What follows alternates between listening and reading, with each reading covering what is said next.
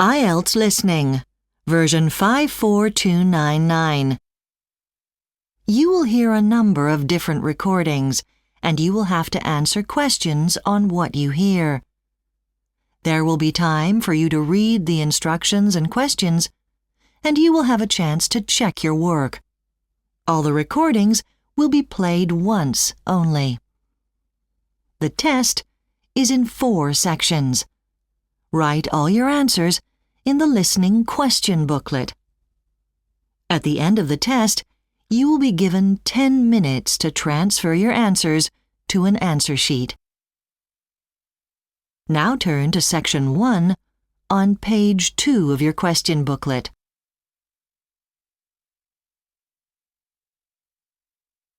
Section 1. You will hear a telephone conversation between a man who is looking for a summer job as a fruit picker and a woman who owns a farm. First, you have some time to look at questions 1 to 3 on page 2.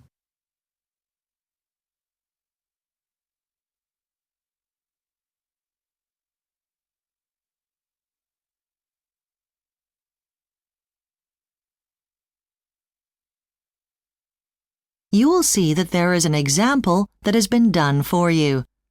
On this occasion only, the conversation relating to this will be played first.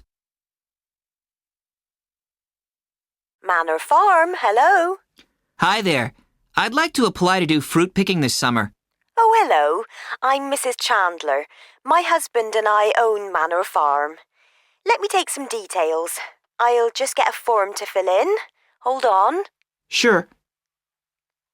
Sorry. Right. Your name is... It's Ben Miller. The man's name is Ben Miller, so Ben Miller has been written in the space. Now we shall begin. You should answer the questions as you listen because you will not hear the recording a second time. Listen carefully and answer questions 1 to 3. Manor Farm, hello. Hi there. I'd like to apply to do fruit picking this summer. Oh, hello. I'm Mrs. Chandler. My husband and I own Manor Farm. Let me take some details. I'll just get a form to fill in. Hold on. Sure. Sorry. Right. Your name is... It's Ben Miller. And where are you from? I'm from the USA. Fine. Can I ask your age? I'm 20. You only take people over the age of 16, don't you? Yes, that's right. Are you able to work in the UK? Sorry? I mean, do you have a visa? Oh, yeah. I have a thing called a blue card. It's valid until November. That's fine then. We'll need fruit pickers from the middle of June until the end of September. What's your availability? When can I work? I'd like to do July, August, and September, and could do October if there's any work then. Okay. Did you find out about us through our website? That's right. It's much easier than going through an agency. Before you hear the rest of the conversation, you have some time to look at questions 4 to 10 on page 3.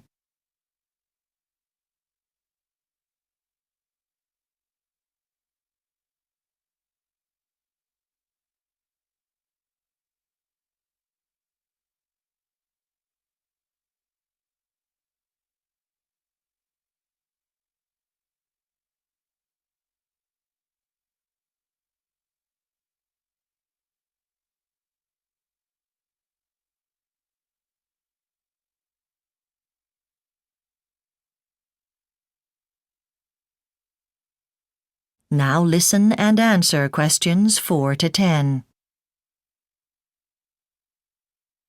I see you need most pickers in September for apples and pears, but the whole picking season can last about 16 weeks.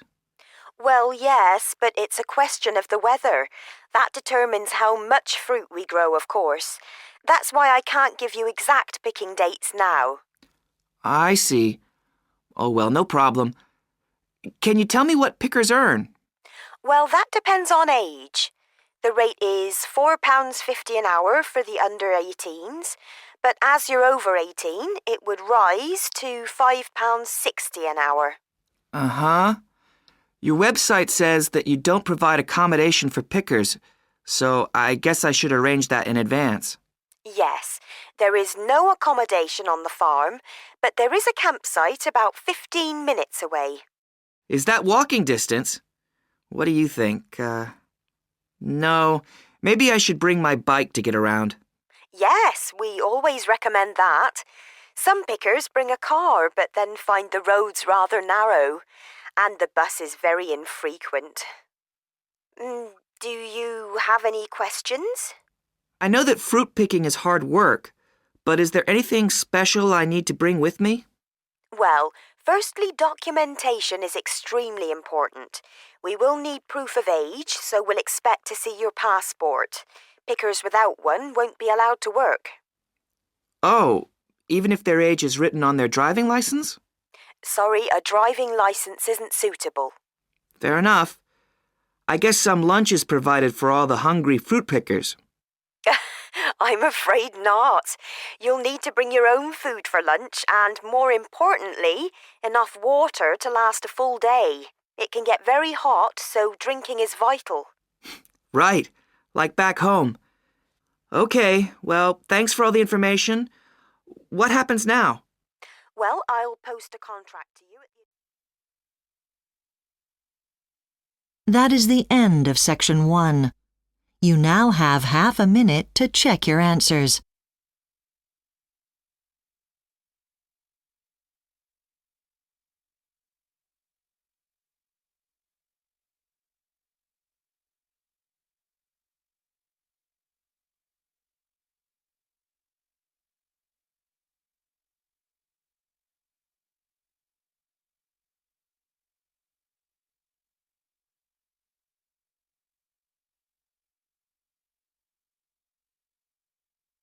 Now turn to Section 2 on page 4.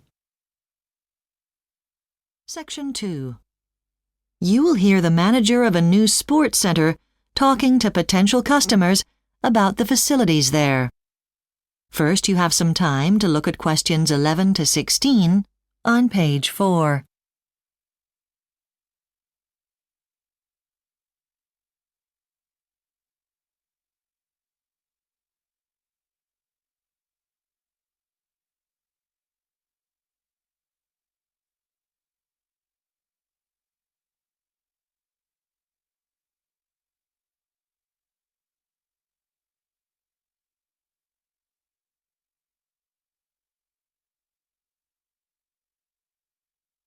Now listen carefully and answer questions 11 to 16. Good evening and welcome to Carrara's brand new Sports and Leisure Centre. First, I'll tell you about our facilities, then feel free to wander around the centre. Now, as you can see from the map I've given you, we're sitting in our cafe, which we hope will be a favourite place to visit after exercising. To one side of us and right in front of you as you enter the complex is the shop. Be sure to have a look in there later as we've got some great opening specials on footwear. On the other side of the cafe, and ideally situated between the cafe and the childminding facilities, we have the playground. You can sit and relax there while your kids have a great time on the equipment. And our childcare facilities are available to anyone using the centre.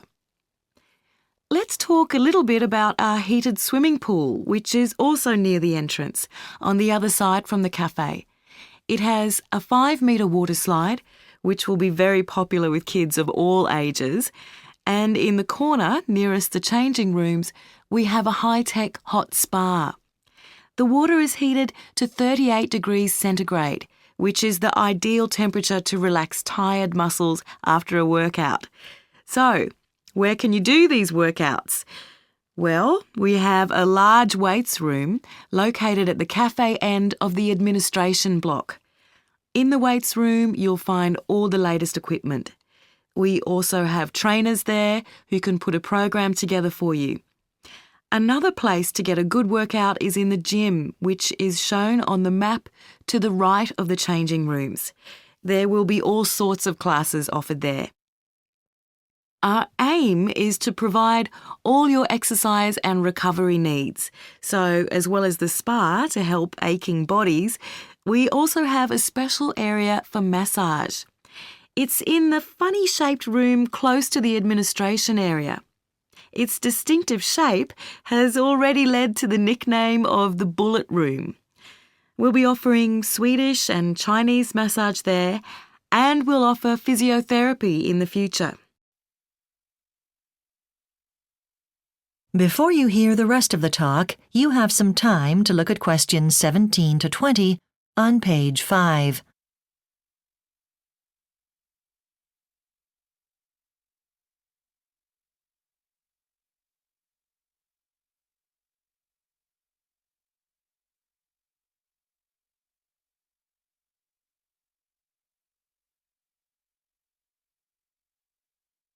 Now listen and answer questions 17 to 20.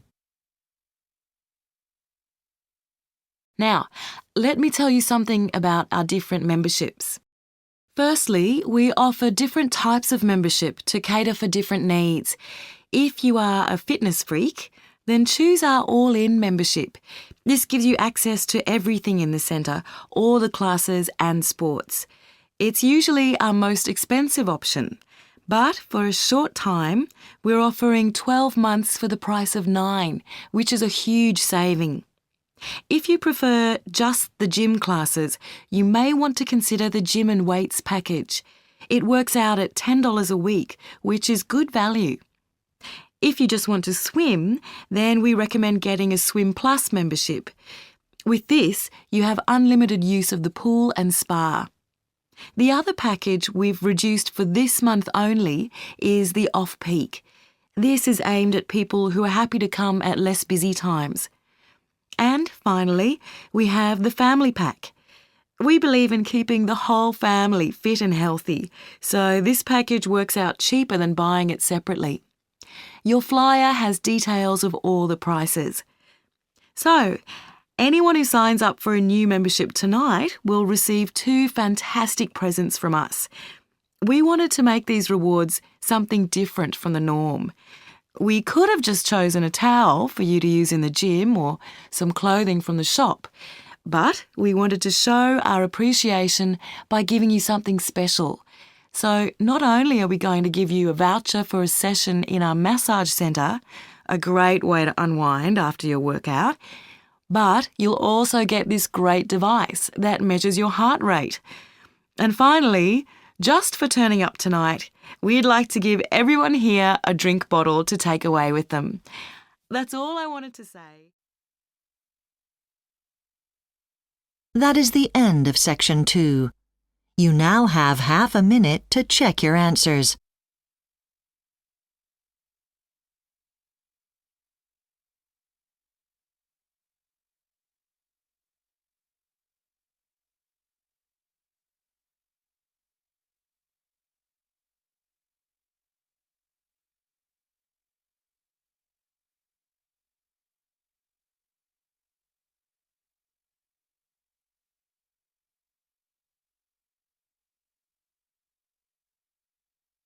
Now turn to section 3 on page 6.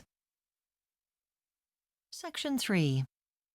Following instructions from their tutor, you will hear 2 economics students called James and Anna discussing a recent survey about the cost of buying a house in New Zealand.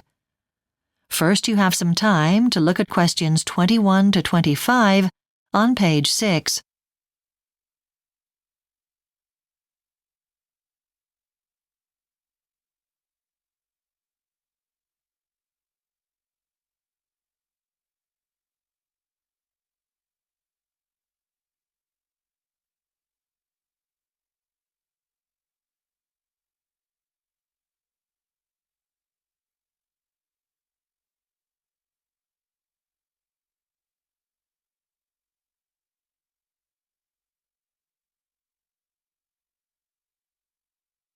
Now listen carefully and answer questions 21 to 25.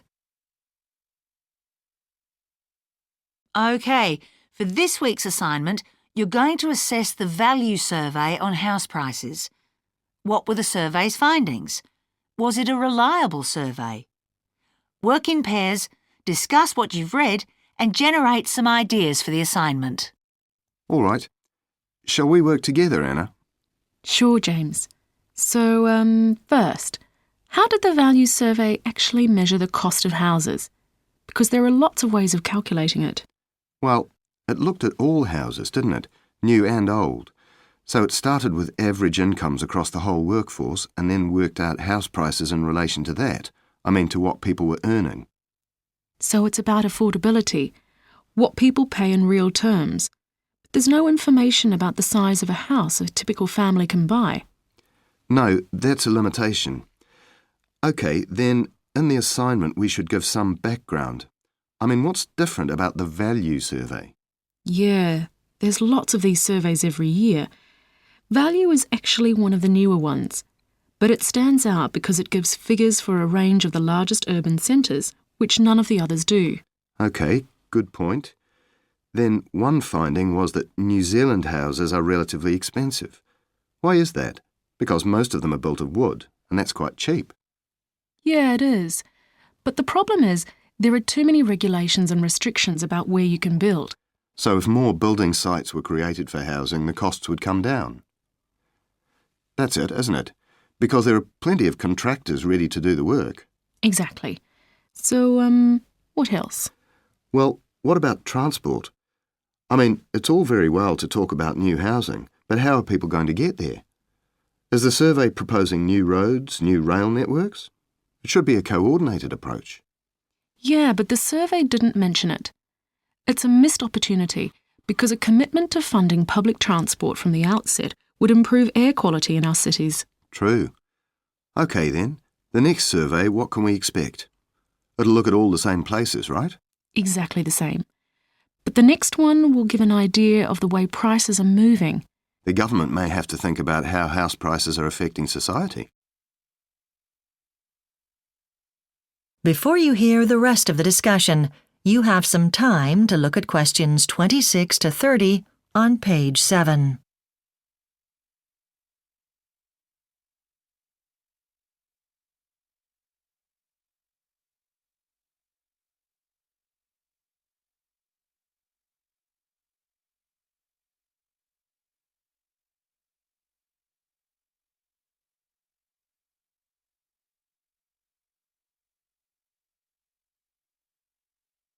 Now listen and answer questions 26 to 30. Then in the assignment, we need to evaluate how reliable the survey was. So we should look at some of the criticism made by commentators. OK, so there's the economist Andrew Coleman. He actually questioned whether the survey was money well spent, because it only looked at a single year in isolation. A year when it was difficult to borrow money to buy a house, pushing up costs. So he thought the survey should consider a longer time frame. Did you get that article by Professor Massey? Because he's the leading authority on this topic. Yeah, interesting. He realised the method used to calculate how much money people had didn't take savings into account. So actually, people looking for a house were richer than the survey shows, making houses cheaper in real terms. All right. Then Richard Bernard, his criticism was original. He found out they were using quite outdated software to process all the information they gathered, which was crazy because they actually had the money available for an upgrade. So even though it was a highly regarded team of people, the way the statistics were interpreted was open to question. OK, then Professor Lowndes. He thought the report was just badly written. That's right. After all the work that went into gathering valid information, the finished report was just too long and weakly structured, and there was too much unnecessary detail. And the last one, Maria Darling. She made a point about the properties that were evaluated. There weren't enough of them, you mean? No, it wasn't that. But they were never identified for privacy reasons. But she thought the actual properties used should have been revealed, The process should have been transparent if the people are going to have full confidence in the survey. Right. So a lot of criticism. Yeah, But this sort of research is often controversial. That is the end of Section 3. You now have half a minute to check your answers.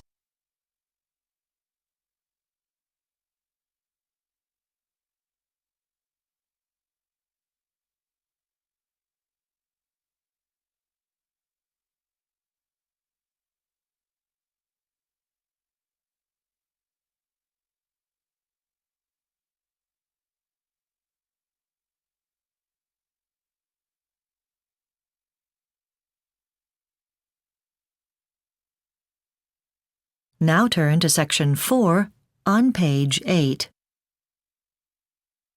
Section 4. You will hear part of a lecture for teacher trainees on using drama activities in the classroom. First, you have some time to look at questions 31 to 40 on page 8.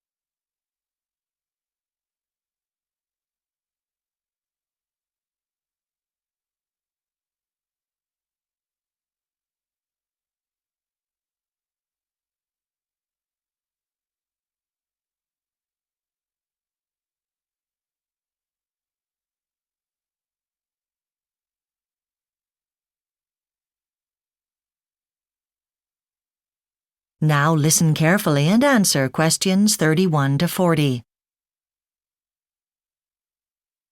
So now we're going to look at some of the reasons why it's beneficial to include drama activities, such as role play, in your teaching practice in a range of subject areas. There's a lot of evidence to show that drama helps a child's personal development. Firstly, creating the space for children to express themselves freely in a group situation helps to give them confidence in their own opinions and ideas. And, of course, drama activities can work especially well for shy or introverted children who usually don't participate in other types of classroom situations. Secondly, unscripted improvisation activities where children work from their imagination, if done in a supportive way, give children the opportunity to gain experience in taking risks and encourage them to say things that they might normally be afraid to say. Drama can also support the child's educational development. For example, the emphasis placed on cooperative activities in drama means that group members must learn the value of listening to one another. Being involved in any sort of performance which relies on everyone working together and playing their part also helps children to be responsible, not only for their learning, but for their general behavior. These are just a couple of ways in which drama can benefit a child's learning.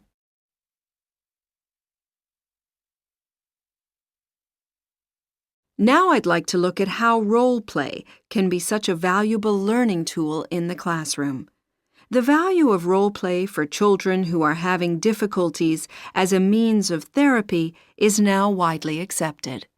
The experience of doing a role play where children act out aspects of their own life without explicitly stating that it is a direct representation of their own experiences can help children to judge their own behavior in an objective way. One obvious example would be doing a role reversal with a bully role-playing a victim.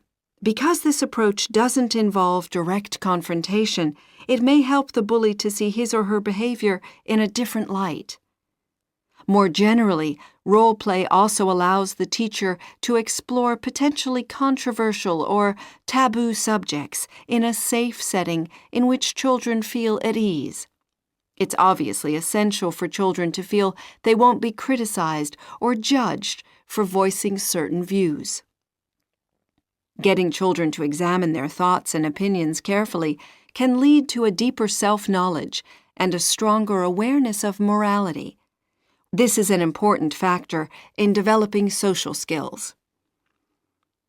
Let's look at a specific subject area now and think about how drama can enrich the learning process for the study of history. Bringing characters from the past to life in the classroom by doing classroom drama activities is an easy way to improve the level of the children's participation in the lesson. So, drama in the history classroom makes for a livelier atmosphere, but getting children to reenact scenes from history can also be extremely useful, as it helps them to remember what happened and why it was important, as well as helping to bring the past alive. Another way of doing this is to ask children to find solutions to historical problems using role play. This can help to focus attention on why certain decisions were taken. For example, children can be asked to decide how best to defend their town from attack or where to build a new settlement. Okay, what I'd like to do now is to think about your next teaching practice session and in groups discuss how you would incorporate an element of drama into your lesson plan. That is the end of Section 4. You now have half a minute to check your answers.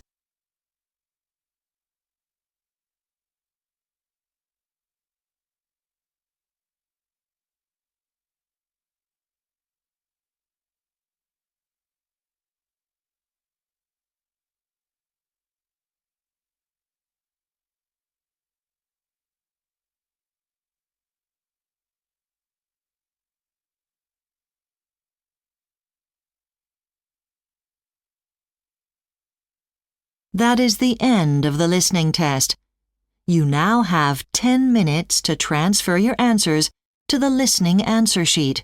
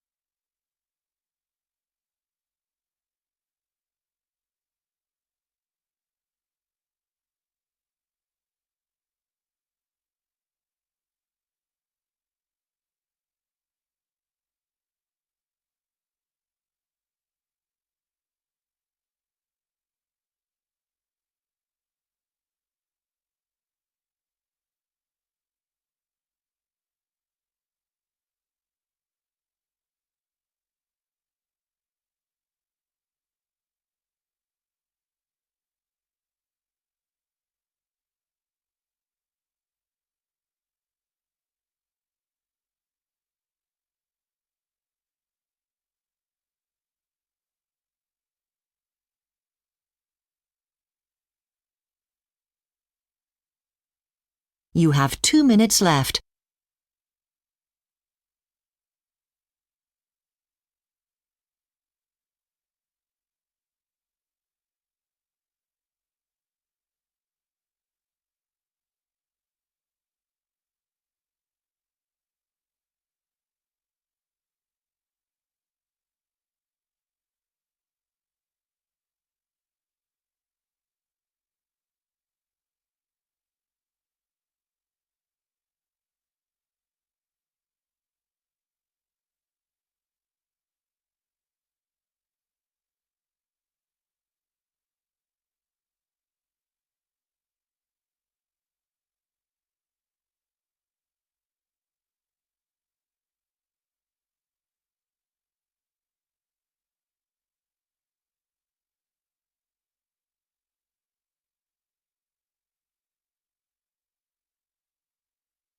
You have 1 minute left.